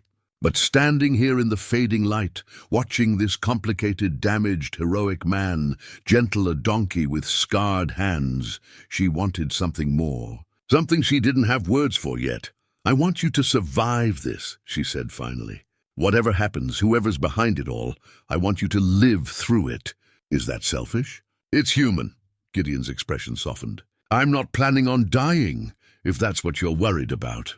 Plans and reality don't always align. You taught me that. Sarah, he stopped, seeming to struggle with words. When this is over, when we've dealt with Morrison and Webb and whoever else is pulling strings, I'm not staying. You understand that, right? I'm going back to the mountains. It's where I belong. Is it? Sarah challenged. Or is it just where you've convinced yourself you deserve to be? Before he could answer, Miguel burst into the barn, his face pale. Come quick. It's Brother Samuel. Someone attacked him on the road. He's badly hurt, they ran. The preacher had been brought to the ranch house, his face bruised, his clothes torn, blood seeping through a makeshift bandage on his shoulder. But he was conscious, and in his eyes burned a fierce determination. They took it, he said as Sarah cleaned his wounds. Morrison's men stopped me on the road, beat me until I told them about the letter. Then they took it and left me for dead. But you're alive, Elias said. That's what matters. No. Brother Samuel grabbed Elias's arm with surprising strength. What matters is that while they were focused on me, on that letter, young Juan got through. I saw him pass on the high trail while Morrison's men were searching me. He's halfway to Bolton by now with the real message. A slow smile spread across Gideon's face. You played them. You sold the story, made them think they'd stopped our plan. I'm a preacher, not a martyr, Brother Samuel said, wincing as Sarah tightened the bandage. And I know a righteous cause when I see one. Those men, Morrison and whoever hired him, they're evil. Plain and simple. And evil has to be opposed, even when opposition costs us. You might have just saved all our lives, Sarah said softly. Then I'll add it to the good deeds column and hope it balances out my many sins. The preacher managed a weak smile. Now someone get me some whiskey for this shoulder. The Lord may frown on drinking, but the Lord never took a bullet while protecting the innocent. That night, as Brother Samuel slept fitfully in the guest room, and guards were posted at every approach to the ranch, Sarah found herself unable to sleep. She stood on the porch, looking out at the land her family had built, thinking about all the ways tomorrow could go wrong. Gideon appeared beside her, silent as always. For a long moment they simply stood together, two people on the edge of violence, waiting for dawn, and whatever it would bring. "I lied earlier," Gideon said finally. "When I said I wasn't planning to die," Sarah's heart clenched. "What do you mean?" "I mean I'm not afraid of death. Haven't been for 15 years. But tonight, looking at those donkeys, talking to you, seeing Brother Samuel bleed for doing the right thing," he paused. "Tonight I realized I'm afraid of dying before this is finished, before justice is served, before I know that you and your father are safe. That's not the same as wanting to live." "No," he agreed. "But it's a start." Sarah took his hand, feeling the calluses, the strength, the barely leashed violence that lived in those scarred fingers. "Then let's make sure you live long enough to figure out the difference. Tomorrow, Juan would reach Bolton. Tomorrow, the telegraph would sing with messages that would bring federal authority down on Red Mesa. Tomorrow, the careful web of conspiracy would start to unravel. But tonight, standing in the darkness with a man who was just beginning to remember why life mattered, Sarah allowed herself to hope. Not for easy victory, she knew better than that, but for the possibility that sometimes the good guys won. Sometimes justice prevailed. Sometimes broken people found their way back to wholeness. The donkeys stirred in their corral, sensing perhaps the weight of what was coming. And Sarah squeezed Gideon's hand once, a promise without words, before they both retreated inside to wait for dawn. Dawn arrived with deceptive peace. The sun rose over Red Mesa Ranch, painting the world in shades of gold and amber, giving no indication of the storm that was about to break. Sarah had slept perhaps 2 hours, fitful dreams of violence and loss chasing her through the darkness. Now she stood in the kitchen, heating coffee and trying to keep her hands from shaking. The return message from Santa Fe had arrived just before dawn. Carried by a rider, Juan had paid double to make the journey overnight. Sarah had watched Gideon read it by lamplight, had seen something shift in his expression, a settling of purpose, a squaring of shoulders that made him look younger and older at once. His commission was reactivated. Deputy U.S. Marshal Gideon Hale was officially back in service, with full authority to investigate territorial crimes and deputize civilians as needed. The federal marshal himself was en route with a team, expected to arrive within 3 days. Until then, Gideon was the law. "Here," Sarah said now, handing him a cup of coffee. He took it with a nod of thanks, and she noticed he was wearing the badge. Silver, tarnished from years of storage, but unmistakable. The sight of it made her chest tight with emotions she couldn't quite name. Pride, certainly. Fear, absolutely. But also something like recognition, as if she were finally seeing the man complete rather than in fragments. "How does it feel?" she asked quietly. "Heavy," Gideon admitted. "Heavier than I remembered. That's because you know what it costs now. You didn't before." He looked at her, those grey eyes sharp with understanding. "You're too wise for your own good, you know that? Someone has to be, and you men seem determined to get yourselves killed through noble stupidity." The moment of lightness was shattered by the sound of approaching horses, many of them, moving fast. Miguel burst through the door, his rifle in hand. "Riders coming! 20, maybe more. Webb's leading them." "It's starting," Gideon said. He set down his coffee with careful precision and checked his weapons, rifle loaded, pistol clean, knife sharp. The ritual of a man preparing for violence. Then he pinned the badge to his chest, where everyone could see it, and walked outside. Sarah followed, her own rifle in hand, fear and determination warring in her chest. Elias emerged from the house behind them, pale but steady. Brother Samuel, his shoulder bandaged but his spirit unbroken, positioned himself on the porch. Miguel and the ranch hands spread out in defensive positions, their faces grim. Webb rode at the head of a small army, his own men mixed with what looked like hired guns, hard-faced men who wore violence like a second skin. But it was the figure beside Webb that made Sarah's blood run cold. Walter Griggs, the territorial land agent, rode with the confidence of someone who believed the law was on his side. And behind him, carrying what looked like official documents, was a territorial judge, corrupt or simply bought. Sarah couldn't tell. But his presence gave Webb's actions a veneer of legitimacy. They stopped at the property line, just close enough for conversation, but far enough to avoid immediate confrontation. Webb's smile was triumphant, the expression of a man who believed he'd already won. "Mr. Carter," he called out, "I'm afraid I have some unpleasant news. Judge Morrison here has issued an injunction against your ranch, pending resolution of the boundary dispute. You're required to vacate the premises immediately." "Convenient timing," Gideon said, his voice carrying across the distance. "What with your compass turning up stolen and all?" Webb's eyes narrowed. "I don't believe we've been properly introduced, Mr. U.S. Marshal Hale," Gideon said, and the words hit like a thunderclap. "And I'm afraid your injunction is going to have to wait. This property is now under federal investigation for crimes, including theft, conspiracy, and attempted murder." The effect was immediate. Webb's smile vanished. Griggs looked uncertain, his eyes darting between Webb and Gideon. The judge, Morrison, and Sarah felt sick at the name, leaned forward in his saddle, his expression hardening. "That's a serious accusation, Marshal," Judge Morrison said. "One that would require substantial evidence." "I have evidence," Gideon replied.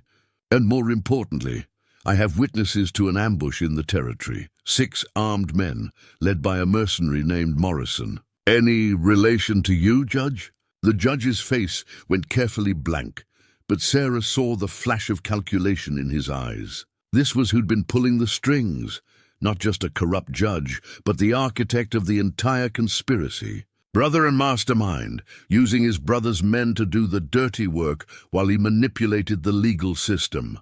"You're bluffing," Webb said, but his voice lacked conviction. "Am I?" Gideon pulled out a document, the reactivation of his commission, signed and sealed. "I have full authority here, Webb, and I'm placing you under arrest for conspiracy to commit theft. Judge Morrison, you're also under arrest for corruption and abuse of office. Anyone who interferes will be charged with obstruction of federal law enforcement." For a long moment, nobody moved. The tableau held, 2 sides facing each other across the ranch yard, the morning sun bright and harsh, exposing everything. Sarah could feel her heart hammering, could sense the violence coiled in every man present, waiting for the trigger that would unleash it. Webb's hand drifted toward his pistol. Around him, his hired guns shifted, reading his body language. On the porch, Miguel raised his rifle slightly, a motion matched by the other ranch hands. "Don't," Gideon said quietly, but his voice carried. "Webb, Judge Morrison, you're both intelligent men.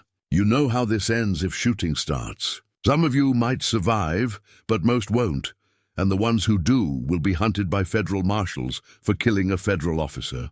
There's no profit in that, no escape, just death and failure." "He's right," a voice said from among Webb's men. One of the hired guns urged his horse forward slightly. "I signed on for ranch work, maybe some intimidation. Not for shooting federal marshals.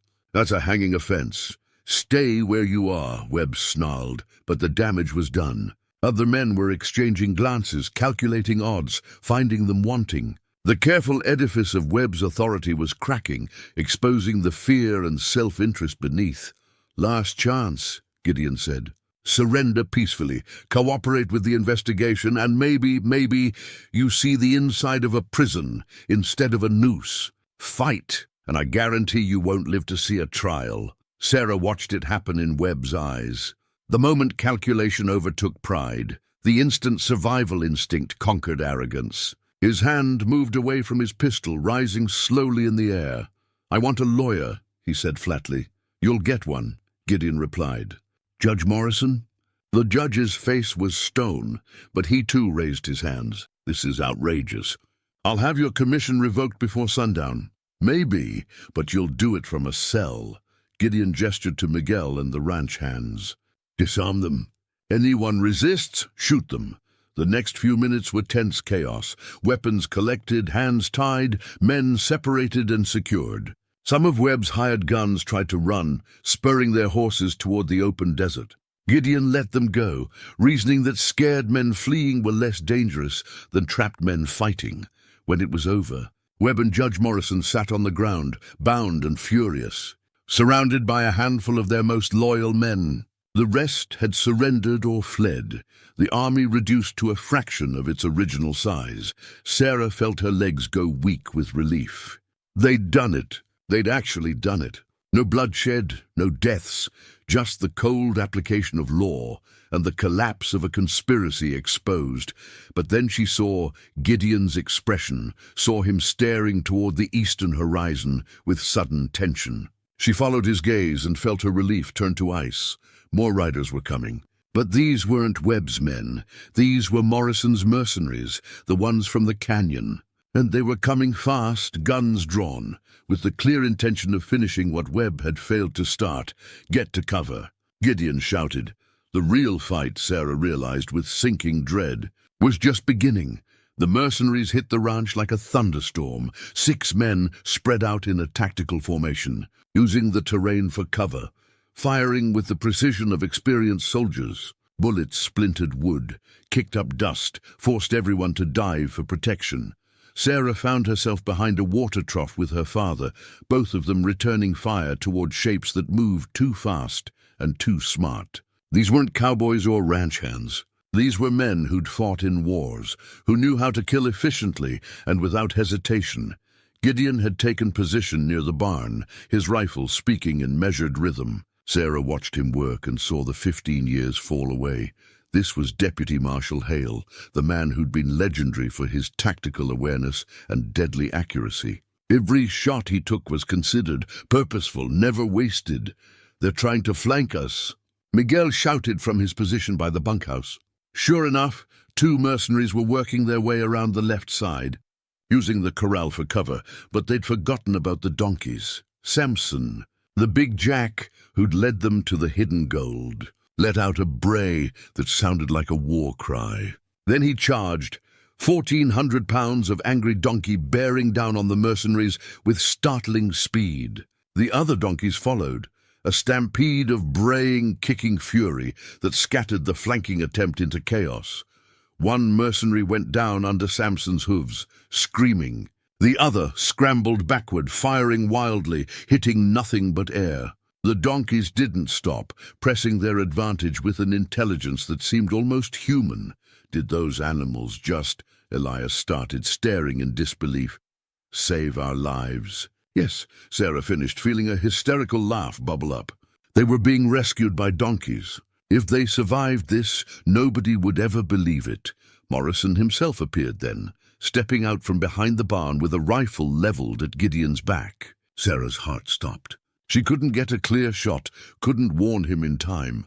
The rope appeared from nowhere, looping around Morrison's rifle and yanking it upward just as he fired. The shot went wild, and Morrison spun to find himself facing Brother Samuel, who, despite his wounded shoulder, had managed to lasso the mercenary leader like a calf at a rodeo. "Vengeance is mine, saith the Lord," Brother Samuel said pleasantly. "But the Lord sometimes needs help with the particulars." Morrison went for his pistol, but Gideon was already moving. He covered the distance in heartbeats, his hand locking around Morrison's wrist with enough force to make the mercenary cry out. The pistol fell, and then Morrison was on the ground, Gideon's knee on his chest, the marshal's badge inches from his face. "You made 2 mistakes, Gideon said, his voice cold and hard. "First, you thought I was still the broken man who ran to the mountains. Second, you threatened people I care about. Both were fatal errors in judgment. This isn't over," Morrison gasped. "Judge Morrison has connections. Judge Morrison is under arrest and about to lose everything," Gideon interrupted.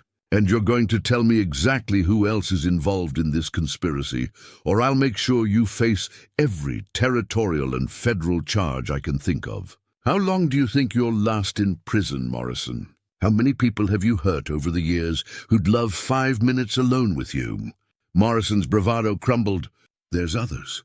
Bigger players. The judge isn't the top of this thing." A shot rang out, and Morrison's words ended in a gurgle of blood. Sarah screamed, searching for the shooter.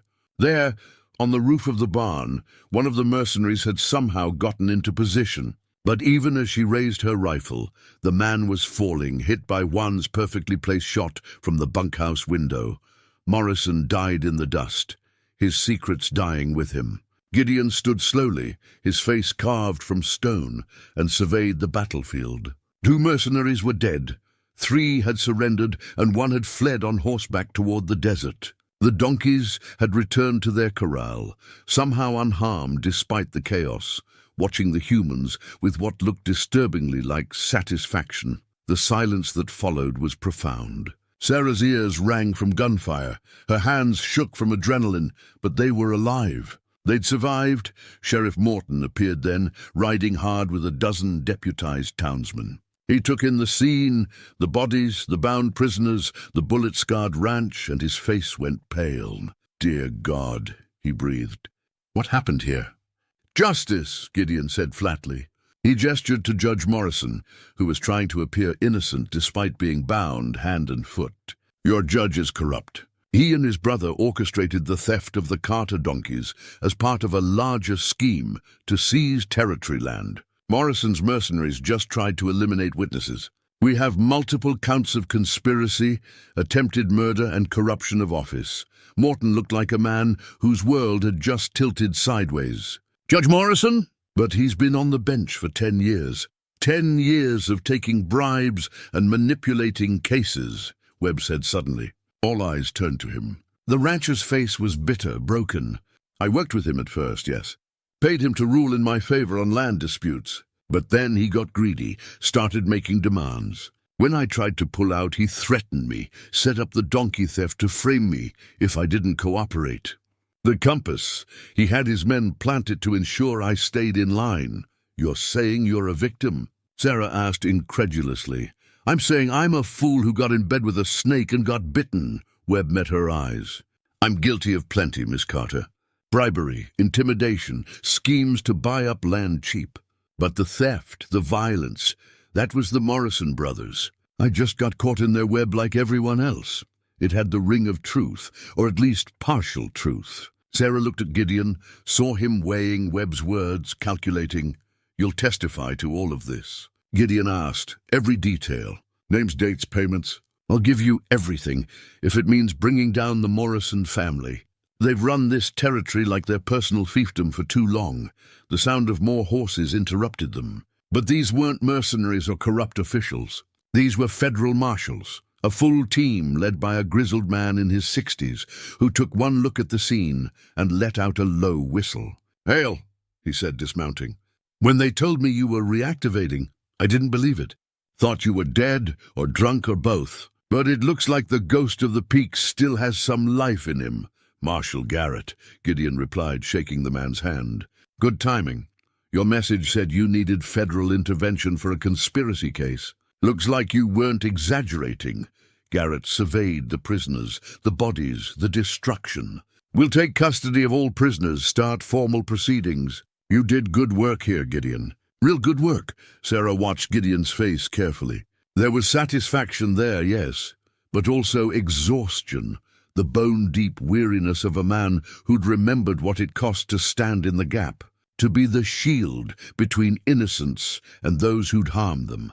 Marshal Garrett and his team spent the next hour securing prisoners and taking statements. Webb was separated from Judge Morrison, both men now in federal custody, facing years of investigation and trial. The surviving mercenaries were hauled away in chains, their brief moment of violence ending in capture and certain punishment. As the sun climbed toward noon, Sarah found Gideon standing near the corral, staring at the donkeys who'd somehow turned the tide of battle with their unexpected intervention. Samson stood at the fence, his massive head tilted as if asking for acknowledgement. "They saved us," Sarah said softly. "They saved themselves," Gideon corrected. "Fought for their home, their safety." "Can't fault them for that. Is that what you're doing? Fighting for a home?" Gideon was quiet for a long moment. Then he unpinned the badge from his chest and held it in his palm, studying it like an artifact from another life. "I don't know what I'm doing anymore," he admitted. 15 years I've been running from this, from responsibility, from connection, from the possibility of failing people again. Thought the mountains were where I belonged. But standing here, fighting alongside your father, protecting you," he paused. "It felt right in a way nothing has felt right since Mary and Thomas died." Sarah took his hand, badge and all. "Then maybe it's time to stop running. Maybe it's time to come home." "This isn't my home." "It could be," Sarah said, "if you let it. If you're brave enough to try." Before Gideon could respond, Elias called out, waving them toward the house. Marshal Garrett needed final statements, needed details for the federal case. The work of justice was far from over, but as they walked together toward the house, Sarah holding Gideon's hand, she allowed herself to hope. Hope that broken people could heal. Hope that second chances were real. Hope that love could grow even in the harsh soil of loss and grief. Behind them, 14 donkeys watched with knowing eyes, as if they'd understood all along what the humans were only beginning to learn, that loyalty, once earned, could move mountains, or at least save a ranch. 3 weeks later, Red Mesa Ranch had found its rhythm again. The bullet holes had been patched, the bloodstains scrubbed away, the physical evidence of violence erased. But the people who'd lived through those terrible hours carried the memory in ways both visible and hidden. Elias moved a little slower now, favoring his back after diving for cover too many times. But there was also a lightness to him that hadn't been there before. The burden of impending financial ruin lifted by the territorial government's compensation for damages and the return of stolen property. The ranch was secure, the debts paid, the future no longer quite so uncertain. Brother Samuel wore his wounded shoulder like a badge of honor, telling anyone who'd listen about the day he roped a murderer while quoting scripture. His congregation had doubled in size, people drawn to a man of God who proved he was willing to bleed for his principles. Juan had been offered a job with the Territorial Marshal Service, his quick thinking and steady aim during the battle catching the attention of Marshal Garrett. He'd accepted, planning to leave after the harvest, eager for adventure but sad to go. Miguel had already started training his replacement, though both men knew Juan was irreplaceable in the ways that mattered most. And Sarah had discovered something about herself in those desperate moments of violence. She was stronger than she'd known, braver than she'd believed, capable of standing firm when the world tried to break her. The revelation had changed her, added steel to her compassion, made her someone who would never again doubt her own courage. But the most profound changes were in Gideon Hale. He'd stayed, though everyone expected him to vanish back into the mountains once the federal marshals finished taking statements. He'd kept the badge, accepting a permanent position as territorial marshal for the Red Mesa district. And he'd moved into the small cabin on the edge of the ranch property, close enough to be part of the community, far enough to maintain the solitude he still sometimes needed. Sarah found him there on a Sunday afternoon, 3 weeks after the battle. He was working on the cabin's porch, replacing boards damaged by weather and neglect, the 14 donkeys grazing nearby in a pasture Elias had set aside specifically for them. They were never far from Gideon, their loyalty absolute and eternal. "Looks good," Sarah said, settling onto a finished section of the porch. "It's coming along." Gideon set down his hammer and wiped sweat from his forehead. "Might actually be livable by winter. You planning to stay that long?" It was a question she'd been afraid to ask, afraid of the answer. But they'd faced death together, had stood shoulder to shoulder against men who meant them harm. If she couldn't be brave enough to ask about the future, then what had all that courage been for? Gideon sat beside her, his shoulder brushing hers in a gesture that felt both casual and significant. "I received a letter from Marshal Garrett yesterday. The Morrison case is solid. Both brothers are going to prison for the rest of their lives. Webb's testimony sealed it. He'll serve time too, but probably only 5 years given his cooperation. That's not an answer to my question." "No," he agreed. "It's not." He was quiet for a moment, his gaze distant. Then he reached into his pocket and pulled out the silver locket, opening it to show the faded photograph of Mary and Thomas. I've been carrying this for 15 years, looking at their faces every day, using their memory like a hair shirt, punishing myself for the crime of surviving when they didn't." Sarah's throat tightened. "And now?" "And now I think," his voice caught, "I think they'd be ashamed of what I became, of how I wasted the life they would have given anything to keep. Mary used to say that the best way to honor the dead was to live well, to find joy, to serve others, to make the world a little better than we found it. Instead, I hid, I ran. I chose death in slow motion instead of having the courage to keep living." "Gideon, let me finish," he said gently. "These past few weeks, working alongside your father, seeing you stand up to evil, watching Brother Samuel bleed for righteousness, it reminded me that being alive means more than just breathing. It means standing for something, fighting for people who can't fight for themselves, building instead of just surviving." He turned to look at her directly. "It means accepting that love isn't a betrayal of those we've lost. It's the only way to honor them properly." Sarah felt tears prick her eyes. "What are you saying?" "I'm saying I want to stay. Not in the cabin alone, not in the mountains hiding. I want to be part of this community, this ranch, this—" he gestured between them. "Whatever this is becoming between us. If you'll have me. If it's not too late, too late." Sarah laughed through her tears. "Gideon Hale, I've been waiting for you to figure this out since the moment 14 donkeys walked onto my ranch following a ghost who didn't know he was looking for home." He kissed her then, gentle and questioning, a man who'd forgotten how to hope, learning how to trust again. Sarah kissed him back, tasting salt and sunshine and the promise of second chances. When they pulled apart, Samson was standing at the porch steps, watching them with what Sarah could have sworn was approval. The big donkey brayed once, loud and triumphant, and the other 13 answered in chorus, a celebration in the only language they knew. "I think they approve," Gideon said, smiling in a way Sarah had never seen before, unguarded, genuinely happy. "They should. This was their doing as much as ours." Sarah leaned her head against his shoulder. "They brought you back to us, brought you home." The weeks that followed fell into a pattern both comfortable and new. Gideon took his martial duties seriously but not obsessively, learning to balance law work with ranch work, with community, with the careful building of a life he'd thought lost forever. He taught Juan tracking skills before the young man left for his new position. He helped Elias plan the next season's crops. He joined Brother Samuel's congregation, sitting in the back pew, but present nonetheless, and he courted Sarah with the careful attention of a man who knew the value of what he'd been given. Long walks in the evening, conversations that stretched into the night, the slow building of trust and understanding that formed the foundation of something deeper than passion, partnership. 6 months later, on a spring morning, when the desert bloomed with wildflowers and the air smelled of rain and possibility, Gideon Hale and Sarah Carter were married in the small church in Red Mesa.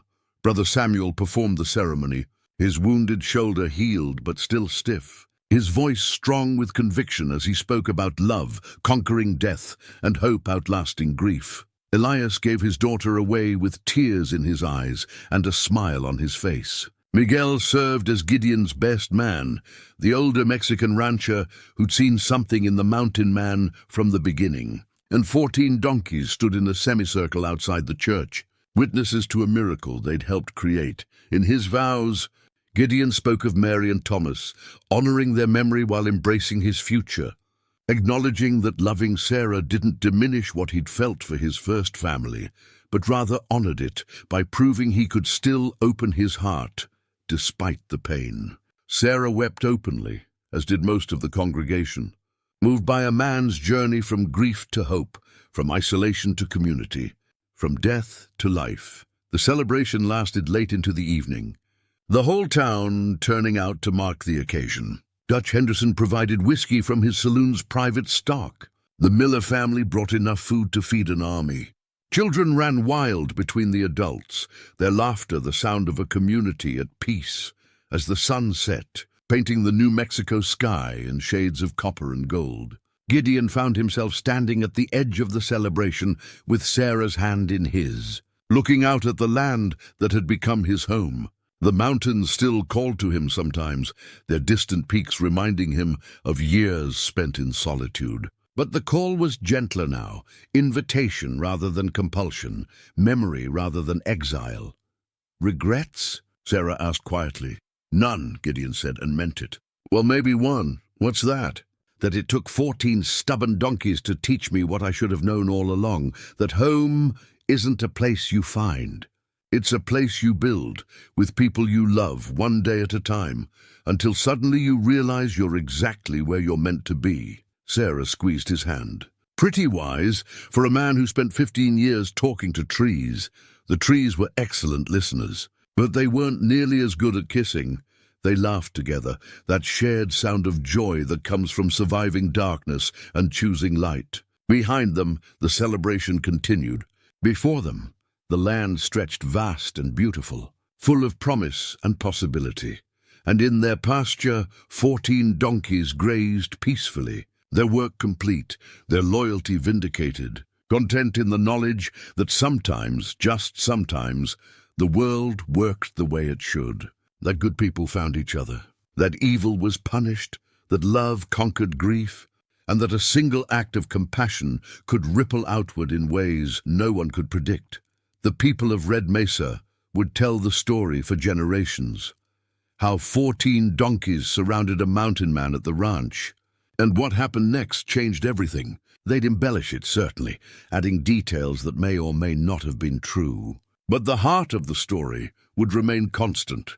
That loyalty matters, that second chances are real, and that home is always waiting for those brave enough to claim it. As Gideon Hale and Sarah Carter walked back toward their celebration, toward their future, toward the life they would build together, the donkeys watched with knowing eyes.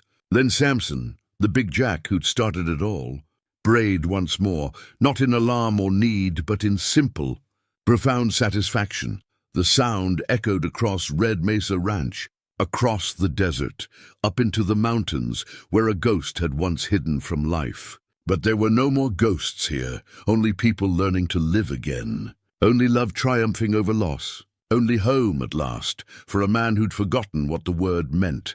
And that, as Brother Samuel would say in his sermons for years to come, was miracle enough.